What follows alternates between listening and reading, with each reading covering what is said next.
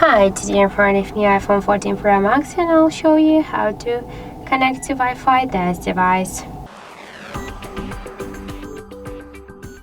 So first let's open the settings application and then tap the Wi-Fi section. Just to activate Wi-Fi, we should click here once on the switcher, and after that we'll see here the list with all of the available networks. For example, let's use this one. Here we should enter the password. I'll just do this with the auto screen.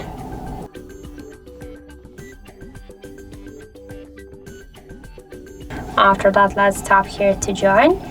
Wait a second.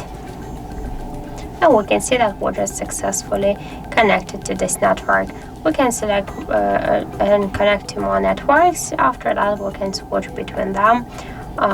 For example, when you have slow internet connection. So just to turn on the Wi-Fi, we should click here once again on the switcher, and that's it.